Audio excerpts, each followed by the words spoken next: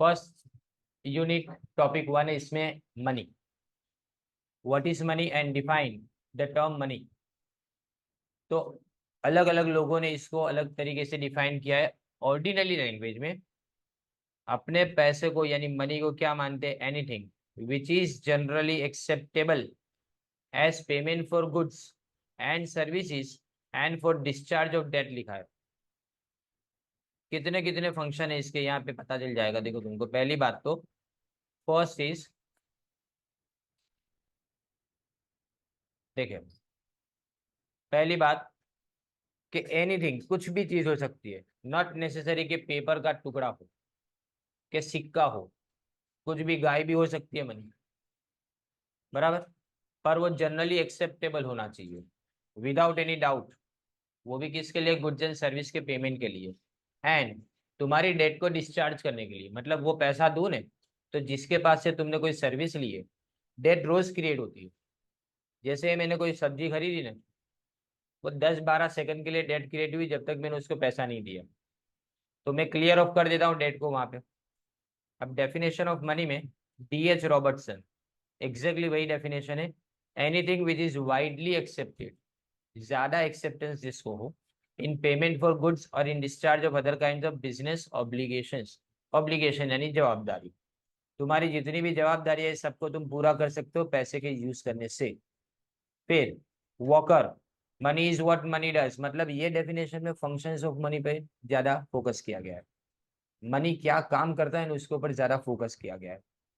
जबकि जो क्रॉथर की डेफिनेशन है, money means anything which is generally acceptable as a, underline करो, मीन्स ऑफ एक्सचेंज।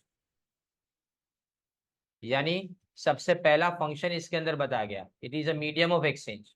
और दूसरा फंक्शन मेजर ऑफ वैल्यू, और तीसरा फंक्शन स्टोर ऑफ वैल्यू।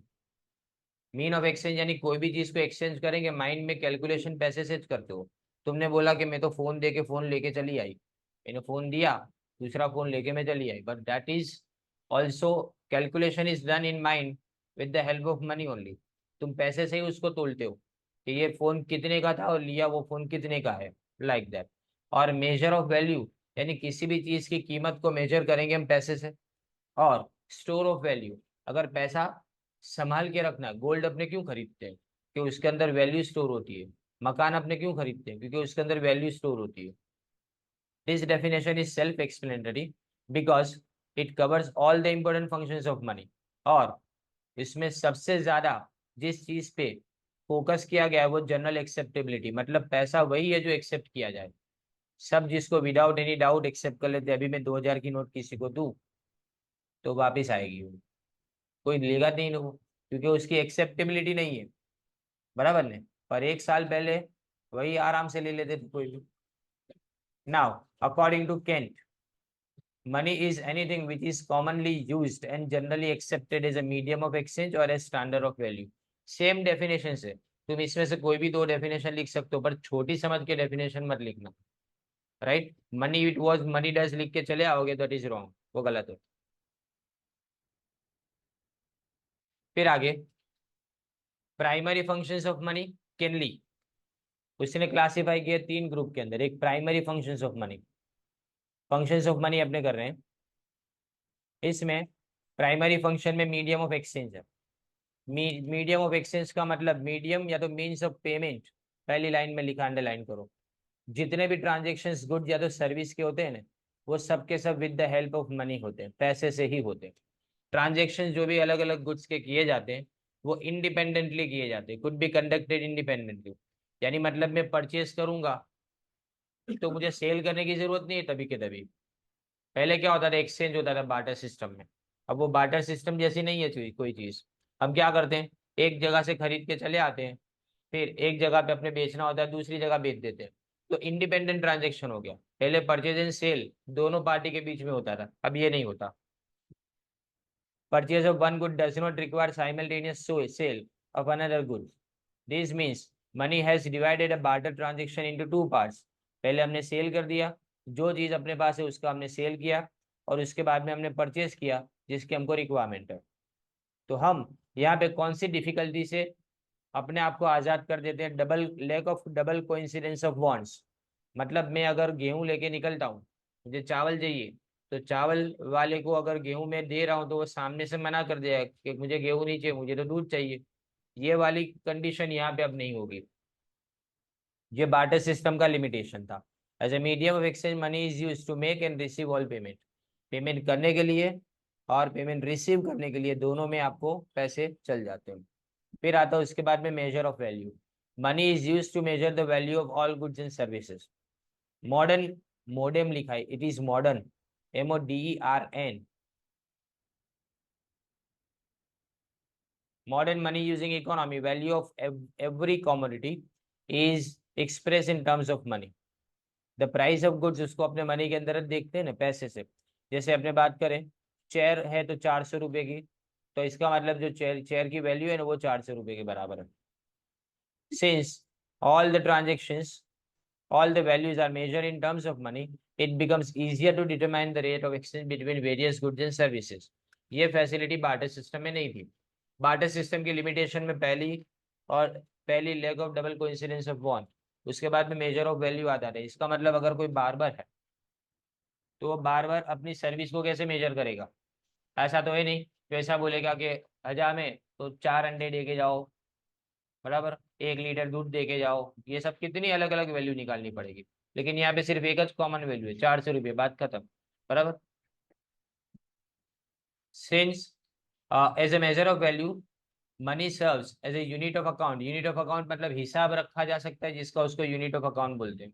हम इन सब चीज़ों का हिसाब और अकाउंट बना सकते हैं। हम बुक्स ऑफ अकाउंट को मेंटेन कर सकते हैं, और वो भी सब कौन से टर्म्स के अंदर? मनी के टर्म्स के अंदर। याद रखो, सारे मोनेटरी ट्रांजेक्शन्स को जब अकाउंट के अंदर रिकॉर्ड करते हो, तो जब मनी ना हो तो अकाउंट पॉसिबल नहीं है पहले तो। अब रिलेशनशिप बिटवीन दीज फंक्शन, ये तीनों फंक्शन के बीच में क्या रिलेशनशिप है? तो these three function, two functions are closely related with each other. Actually three these functions है, मैंने थ्री बोला पहले। In fact both are performing simultaneously. पहले आप कोई चीज को खरीदने जाते हो तो उसको वैल्यू को मेजर करते हो, फिर उसके बाद में एक्सचेंज कर लेते हो पैसे देके, राइट? तो ये दोनों साइमल्टेनियसली फंक्शन होते हैं। So long as the value of commodity is not measured in terms of money, money itself cannot function as a medium of exchange. Further, measure of value is, underline करो, precondition for medium of exchange। मैंने बोला ना कि medium of exchange, exchange करने से पहले value पूछते हैं। किसी चीज की कीमत पूछेंगे, कीमत पूछने के बाद अपने क्या करते हैं? उसको खरीदते हैं। ना the secondary functions, following are secondary functions of money. एक तो आता है standard of deferred payment. Deferred payment यानी आज पेमेंट नहीं करेंगे, बाद में पेमेंट करेंगे, वो डिफर्ड पेमेंट हुआ। Deferred payment means postpone payment. Money is used as a deferred of debt और deferred payment in credit transaction. यही होता है ना, EMI जो भरते हैं वो डिफर्ड पेमेंट का ही है, जो भी है वो। In money is preferred standard of deferred payment because its value remains stable over time. Other goods are perishable and their value depletes over time. Deplete यानी धीमे धीमे खत्म हो जाती है, पैसे की कीमत कम नहीं होती। हाँ, उसकी परचेसिंग पावर कम हो सकती है, लेकिन 100 रुपये 100 रुपये बोले जाएंगे, वो 90 नहीं हो जाएंगे। 90 कब हो जाएंगे? जब उसकी परचेसिंग पावर रिड्यूस हो जाएगी तब। Due to this function of money, credit transactions become possible. Underline करना दोनों को। क्रेडिट ट्रांजेक्शन पॉसिबल है, और लोन जो भी है और इंस्टॉलमेंट जो दे दे अपने, वो पॉसिबल है। अब store of value, money serves as a store of value. Wealth can be stored in the form of other assets also, but money सबसे बेस्ट है असेट्स को होल्ड करने के लिए। Because money is the most, underline करो, liquid form of all the assets. सबसे liquid form पैसा है। लिक्विडिटी का मतलब उसको कब कैश में कन्वर्ट कर सकते हो, वो। Ability of an asset to be exchange with other goods without loss of value and time. 100 रुपये 100 रुपये की नोट रहेगी, लेकिन अगर फोन खरीदा, शाम को भेजोगे, कीमत कम हो जाएगी, राइट? स्टोर ऑफ वैल्यू में दो चीजें, एक ये और दूसरा गोल्ड, सिल्वर, यानी जिसको बुलियन बोलते हैं ना, वो सारी चीजें, डायमंड, सिल्वर, ये सब, उसकी वैल्यू बढ़ती है, स्टेबल नहीं रहती। लेकिन पैसे की वैल्यू ऐसी है ना जो सेम रहती है, 100 रुपये 100 रुपये माने जाएंगे ऐसा। Now transfer of value.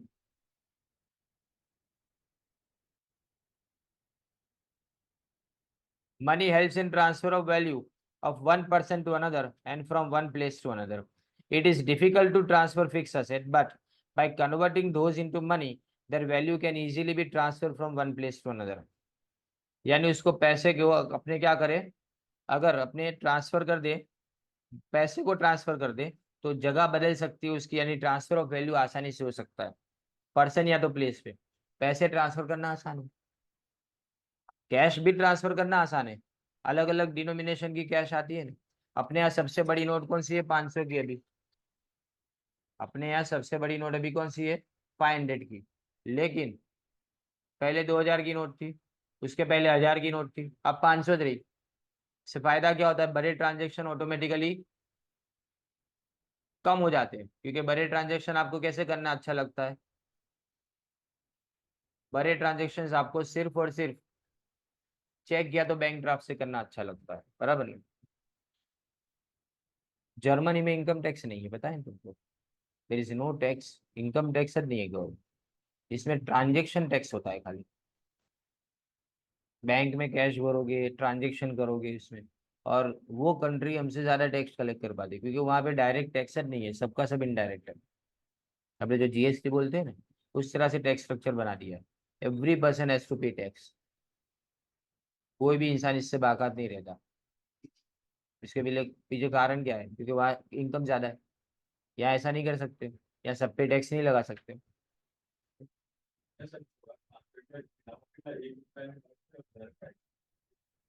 Actually कैसा है कि जो चीज कम हो जाती है ना, और वो जो, अगर तुम इसको ऐसा मानते हो कि तुम्हारी जरूरत ज्यादा है, जैसे सिक्के में ऐसा होता था पहले, सिक्के मार्केट में से गायब हो जाते, 5-5 रुपए के सिक्के, तो अगर तुमको 1000 सिक्के चाहिए ना, 1000 रुपए के सिक्के चाहिए, तो आपको 1100 रुपये देने पड़ेंगे। ऐसा हो जाता है, ये सब है ने, ये सब चीजें गलत है, यानी इलीगल है। 1 रुपए की नोट की 1 रुपए से ज्यादा वैल्यू नहीं होती। अगर उसके कागज की वैल्यू निकालो ने, तो 10-20 पैसे की कागज की तो वैल्यू होती है।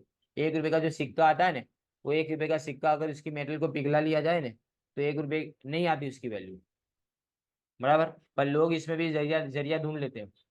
जैसे कि थोड़े टाइम पहले ऐसा हुआ था, बॉम्बे में से एक फैक्ट्री पकड़ी गई थी, जिसमें से ब्लेड बनाते थे। ब्लेड, रेजर ब्लेड आती है ना शेविंग करने के लिए, वो ब्लेड्स बनाते थे। और ब्लेड बनाने के लिए क्या यूज करते थे?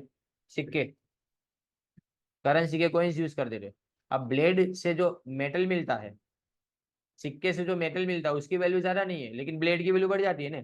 और ब्लेड का रो मटेरियल महंगा मिलता है इससे। तो इससे अच्छा क्या कि इसके अंदर इसको पिघला के सीधे ब्लेड बनाना चालू कर दिया, क्योंकि वो भी निकल क्रोमियम से बनती है, और ये सिक्के भी उसके बनते हैं। तो दिमाग ऐसे भी लगा लेते हैं लोग, वैल्यू बढ़ जानी चाहिए, ऐसा है।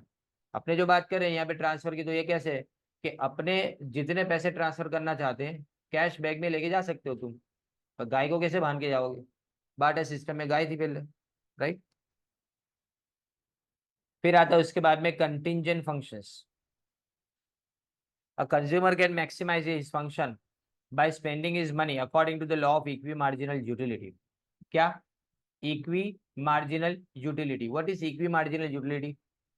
कंज्यूमर हमेशा क्या करता है कि अगर एक चीज को ज्यादा खरीदेगा नहीं, तो कोई जगह पे सेक्रीफाइस करेगा।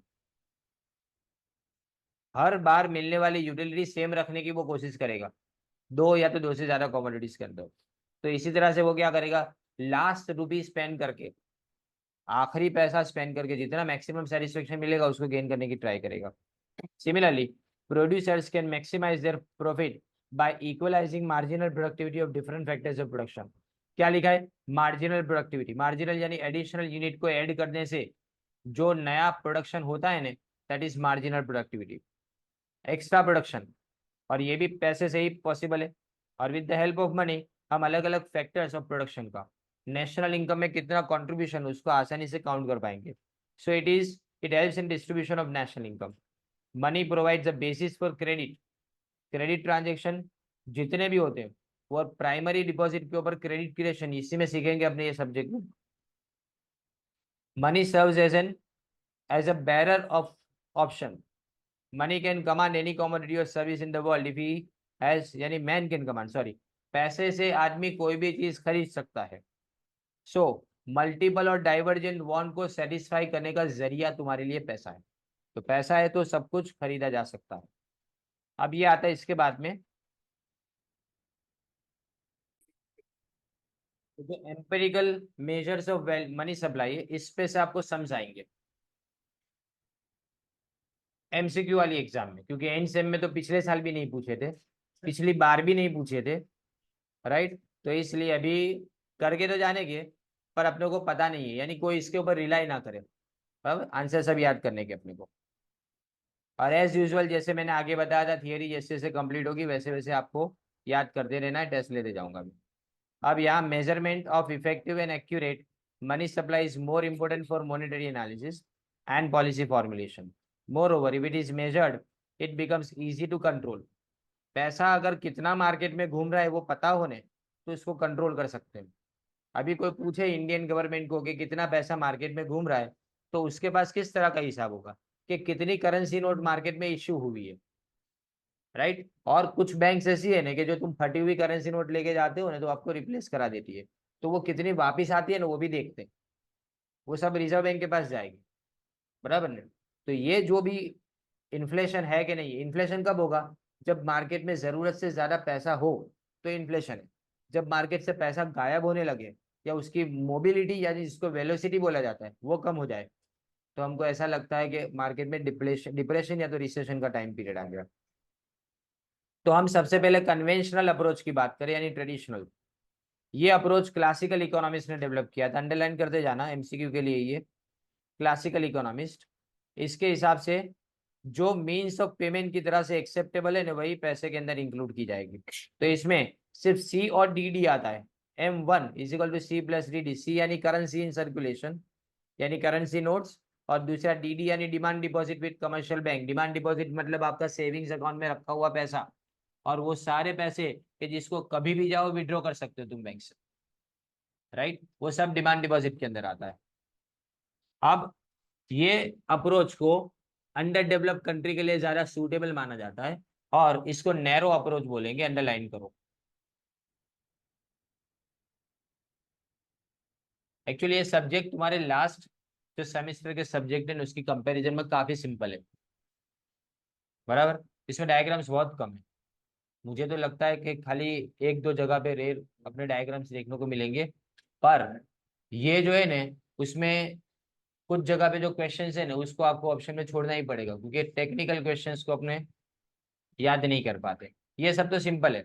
अभी तुम देखो, अब शिकागो अप्रोच है M2, ये मिल्टन फ्राइडमैन ने शिकागो स्कूल, ये स्कूल यानी कोई स्कूल नहीं है वहां पे, स्कूल यानी थॉट बोला जाता है, एक थॉट थिंकिंग का प्रोसेस, उसको अपने स्कूल बोलते हैं, ग्रुप को अपने स्कूल बोलते हैं। And M2 is equal to M1 plus TD, TD यानी time deposit with commercial bank, मतलब फिक्स डिपॉजिट के पैसे। ऊपर डिमांड डिपॉजिट लिखा था, डिमांड डिपॉजिट का मतलब क्या, जो जब चाहे पैसे तब विड्रॉ कर सकते हो वो डिमांड डिपॉजिट। लेकिन टाइम डिपॉजिट का मतलब जो फिक्स डिपॉजिट और रिकरिंग के अंदर तुम्हारा पैसा होता है ना वो भी इसमें आ गया। M2 is equal to C plus DD plus TD। In this approach, time deposit are included in total stock of supply due to following reasons. GNP is highly correlated with this type of money. GNP यानी gross national product, बराबर। And time deposits are very close substitutes of currency and demand deposit. Substitutes किसके, currency और demand deposit, यानी उसके साथ में अपने समझते हैं इसको। They are convertible into DD यानी demand deposit within very short period of time. This approach is quite broader than the conventional approach. ये ज्यादा ब्रॉड अप्रोच है कन्वेंशनल यानी पुराने अप्रोच से, क्योंकि इसमें एक चीज को और हमने इंक्लूड कर दिया इसलिए।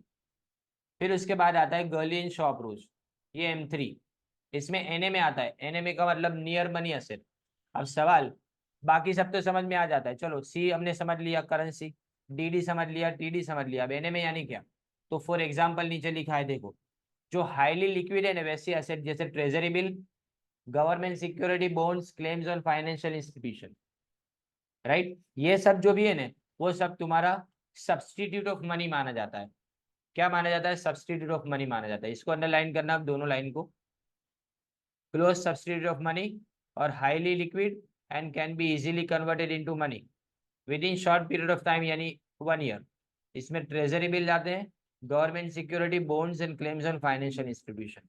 ये शिकागो अप्रोच से सुपीरियर है और इसको वेरी ब्रॉड अप्रोच माना जाएगा।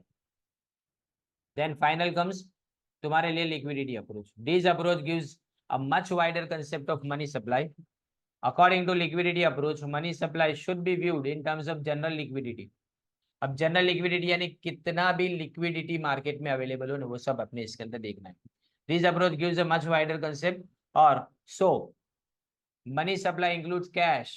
पहले क्या आएगा? Cash, all kinds of bank deposits and deposit with other institutions, NMA and borrowing facilities available. नया आया क्या?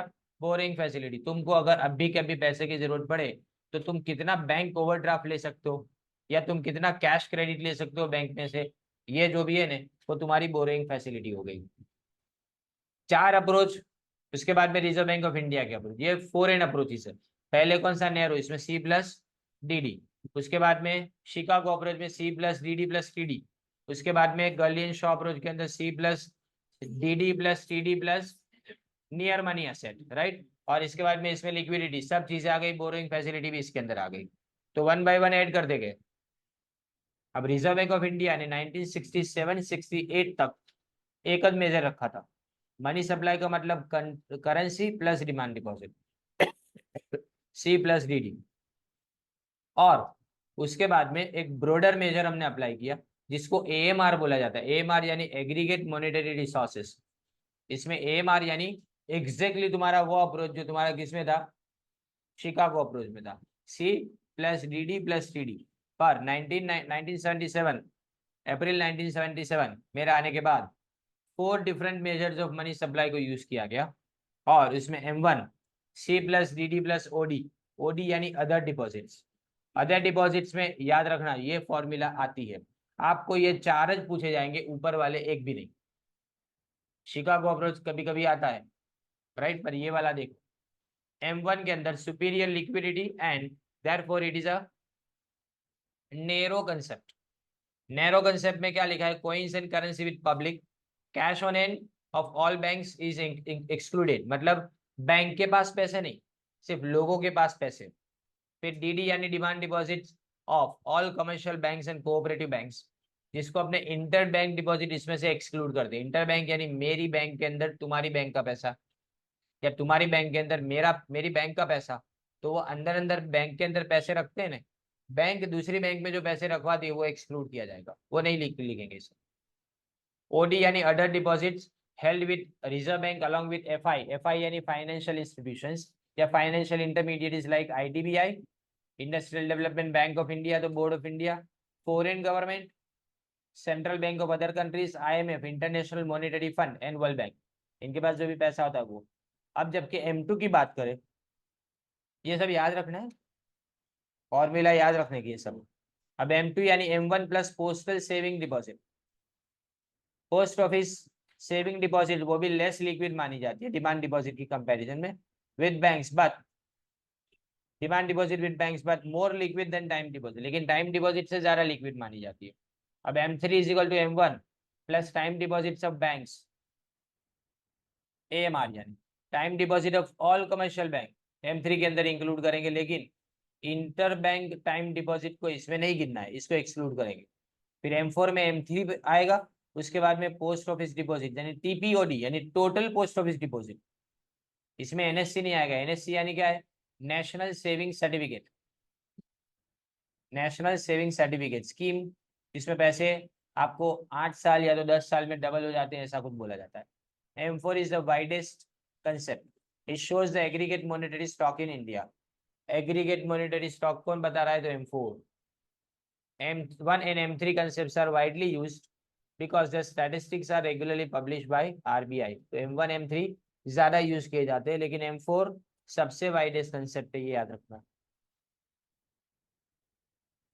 अब आता है हाई पावर मनी। ये शॉर्ट नोट भी इंपॉर्टेंट है। देखो, हाई पावर मनी या तो sources of money supply. There are two sources of money supply in the country. पहले तो सेंट्रल बैंक और कमर्शियल बैंक। सेंट्रल बैंक यानी जो मनी सप्लाई मेन सोर्स का वही है, करेंसी नोट वही इशू करती है। तो वो मार्केट में जितने भी पैसे रखती है ना, वो सब money supplied by central bank. इसको हाई पावर मनी बोला जाता है, क्योंकि पैसा यहीं से शुरू होता है, इसलिए इसको क्या बोलेंगे? अपने हाई पावर मनी। जबकि कमर्शियल बैंक सेकेंडरी और second major source of money supply in country. Banks create money supply in the process of borrowing and lending money to the public. लोगों के पास से पैसा लेना, लोगों को पैसा उधार देना, ये सब कौन करता है? Banks. The money created by the commercial bank, उसको अपने क्या बोलेंगे? क्रेडिट मनी, जिसके लिए हम क्रेडिट क्रिएशन का प्रोसेस देखते हैं. These two types of money constitute most common measure of money supply or total money stock of a country. They are denoted by M1. According to Gurley and Shaw approach, the non-banking financial institutions also create the money supply. जो non banking finance companies है ना, वो भी NBFC, ये कौन है? IDFC, जो loan देती है आपको कौन सा? मोबाइल फोन परचेस करने के लिए. एचडीबी फाइनेंस, बराबर. बजाज फाइनेंस, ये सब कंपनीज क्या काम करती है? एग्जैक्टली यही. पहले अकेली एक ही एनबीएफसी थी, बजाज फाइनेंस. पता है बजाज फिनसर्व, उसके शेयर की प्राइस क्या है अभी? 6,000 7,000 रुपये, 10 रुपये के शेयर की प्राइस. सेम मारुति, 11,000 रुपये एक शेयर की प्राइस, 10 रुपये का शेयर है. कितनी बार बीच में शेयर स्प्लिट हुआ है, बोनस इश्यू हुआ है, फिर भी ये प्राइस मेंटेन की है. इसका मतलब ये जो है ना, कंपनी ज्यादा अच्छा परफॉर्म करती है, इसका परफॉर्मेंस अच्छा है. उसके सामने पेटीएम, वो तो शेखर शर्मा या श्रीवास, याद नहीं है नाम उसका, वो कंपनी को एस्टैब्लिश करने वाला पहले से ही है ने, वो कॉन्स्पिरेसी के अंदर कंपनी है पहले से ही. पहले झूठे डिस्काउंट के अंदर, उसके बाद में पेमेंट बैंक स्टार्ट करने में अभी जो आया है वो 29 फरवरी के बाद में उसके पैसे जितने भी है ना, वो वहां से कोई भी ट्रांजेक्शन नहीं हो पाएंगे. इसके शेयर है ना, दिन के 40-50% टूटते हैं, ऐसा समझो, एकदम फास्ट. ये जो मार्केट है ना, एक बात समझो. अभी कोई मुझे ऐसा बोले, मैं तुमको ये मनी अप्रोच के अंदर एक बात समझाता हूँ कि इंडियन शेयर मार्केट इतना हाई क्यों है, जबकि नास्डैक जो है अमेरिकन शेयर मार्केट है, डाउ जोन्स, ये सब, ये इतना ज्यादा ऊपर नहीं जाता. वहाँ की कंपनी तो कितना ज्यादा अच्छा परफॉर्म करती है. उनकी खाली 2-3 कंपनी ले लो, इंडिया की नेशनल इनकम हो जाएगी, बराबर. फिर भी वो इतना अच्छा परफॉर्म क्यों नहीं करता? यहाँ इतना अच्छा परफॉर्म क्यों करते? क्योंकि यहाँ सर्किट चलाने वाले लोग हैं, कि जो जानबूझ के मार्केट को ऊपर ले जाते हैं, उसको जानबूझ के गिराते हैं. ऐसे लोग भी है इंडिया में. वहां पे भी है, पर वहां पे पनिशमेंट इतनी ज्यादा है ना, कि बहुत कम लोग इसके अंदर आते हैं, और यहाँ पब्लिक है ना झांसे में आ जाती है. अब एक सिंपल सी बात है, हम अगर कोई एक पर्टिकुलर कंपनी का नाम लेते हैं, जैसे अडानी, अडानी के पास असेट्स जितने, उसके सामने लायबिलिटीज बहुत ज्यादा है. तो कल जाके अगर कंपनी डूब गई तो शेयर होल्डर के पैसे वापस नहीं आएंगे, तो इसके शेयर्स ऊपर नहीं जाने दिए. सिंपल कैलकुलेशन ये बोलता है.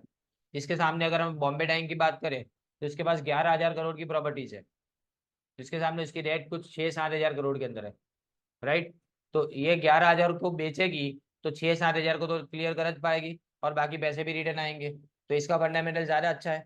और उसके शेयर 180 पे डील कर रहे हैं, और उसके 2500 के ऊपर. बात समझ रहे हो? तो यहाँ है ना, मार्केट क्या देख रहा है? मार्केट पैसा कैसे घूमता है ना, वो देख रहा है. और इंडियन मार्केट क्यों इतना बूस्ट हो रहा है? क्योंकि इंडिया के पास पैसे ज्यादा है ऐसा नहीं है, इंडिया पे वेराइटी ऑफ पीपल है, और हर जगह पे कोई ना कोई फेस्टिवल सेलिब्रेट होता रहता है, शादियों में खर्चे होते रहते हैं. बाकी कंट्रीज के अंदर शादियां बहुत सिंपल होती है. अपनी जगह जो लेविश जो बोलते हैं मैरिज, वो दूसरी कंट्रीज के अंदर कॉमन नहीं है.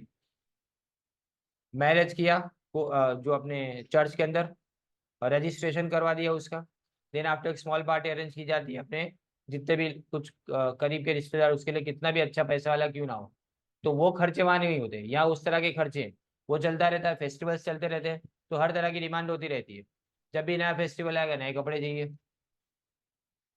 बराबर. तो वो एक के बाद एक डिमांड चेन रिएक्शन में चलती रहती है. इसलिए इंडियन इकोनॉमी आने वाले 500 साल तक भी मैं बोलूँ ने, तो डाउनफॉल नहीं हो सकता इसका. डाउनफॉल कब हो? जब एकदम से वॉर वगैरह चालू हो जाए, सिविल डिस्टर्बेंसेस चालू हो जाए, तो डाउनफॉल हो, कि लोगों को कमाने के अंदर पड़ी ना हो, दूसरी चीजों की ज्यादा प्रभाव, तब बात हो सकती है. तो इसीलिए ये जो बैंक से जो क्रिएट होता है ना पैसा, अपने बैंक की बात करें, एनबीएफसी की बात करें, वो पैसा क्रिएट इसीलिए सर्कल में हो रहा है. अपने यहाँ लोन से ही सब चीजें लेते हैं लोग, हर चीज में देखें लोन, हर चीज में देखें ना लोन, बराबर ने. इसके पीछे एक कारण ये है ना, कि लोगों को पूरा कैलकुलेशन पता होता नहीं है. और नो कॉस्ट ईएमआई में ये नहीं देखते कि अगर 20,000 की आप प्रोडक्ट परचेस करते हो, तो नो कॉस्ट ईएमआई के अंदर भी आप कम से कम नो कॉस्ट 1,000 रुपये ज्यादा देते हो. वो पता नहीं चलता, और वो पता जब चलता है ना, तब लगता है 40 रुपये तो ज्यादा जाते हैं इंस्टॉलमेंट के अंदर. लेकिन 40 रुपये और पहले के 200 रुपये जो आपको पहले देने पड़ते हैं प्रोसेसिंग चार्ज के, वो सब मिला के अगर कैलकुलेशन निकालो तो तुमको 2 साल की लोन के अंदर कम से कम है 1000-2000 का तो ऐसे ही नुकसान हो जाए। नो कॉस्ट तो भी बराबर है। तो ये credit money, we know that the central bank has got the powers to issue the currency note and it is high power money because it is generally backed by the supporting reserve। उसके सामने bank के पास reserve होती है, RBI के पास, and guaranteed by the government. उसके अंदर guarantee किसकी है? सरकार की गारंटी है। Such money is the source of all other forms of money. The currency issued by the central bank is the liability of the central bank. Note के ऊपर पढ़ सकते हो तुम, I owe the bearer the amount of this sum of money. Owe the bearer ये कौन लिखता है? गवर्नर ऑफ आरबीआई, नीचे सिग्नेचर उसकी है। तो इसका मतलब ये हुआ कि गवर्नमेंट यहाँ एक्सेप्ट कर दिया कि मेरी लायबिलिटी है 500 रुपये तुमको देने की। तो this country should keep an equal amount of asset. Gold और फॉरेन एक्सचेंज रिजर्व इतनी होनी चाहिए, बट रियलिटी में most of the countries, underline करो, मिनिमम रिजर्व सिस्टम को मेंटेन करती है। इसका मतलब हमने कुछ रिजर्व को रखा है, उसके बाद में अनलिमिटेड अपने करेंसी इशू करते हैं। Under minimum reserve system the central bank must keep certain minimum reserve of gold, पहले गोल्ड है, और उसके बाद में foreign securities. When minimum reserves is kept the central bank has got the powers to issue the currency to any extent. कितना भी currency issue करना चाहे वो कर सकती है। अक्टूबर 1956 के अंदर हमने मिनिमम रिजर्व सिस्टम को अपनाना शुरू किया। उसमें हमने 515 करोड़ की खाली रिजर्व रखी है। उसके सामने अभी 40 लाख करोड़ रुपए करेंसी है।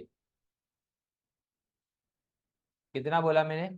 40 लाख करोड़ रुपए बैंक मनी अलग, ये सिर्फ करेंसी की बात कर रहा हूँ। फॉरेन एक्सचेंज रिजर्व 400 करोड़ की और 115 करोड़ का गोल्ड, इसको मॉनेटरी गोल्ड बोला जाता है। In 1957 it was reduce to only gold reserve खाली 115 करोड़ का, फॉरेन एक्सचेंज रिजर्व हटा दिया गया। तो हमने अगर समझो कि 1.5 लाख करोड़ को अगर हमने सर्कुलेशन में रखा 115 करोड़ के सामने, तो इसको 0.08% of the total money supply बोला जाएगा, राइट। इसीलिए इसको मैनेज पेपर करेंसी सिस्टम बोला जाता है, क्योंकि इसको मैनेज करना जरूरी है, क्योंकि इसी के कारण इन्फ्लेशन का जन्म हुआ है। समझे कि जितना पैसा आ रहा है ना, उसके सामने तुम्हारे पास बैकअप में रिसोर्सेज नहीं है।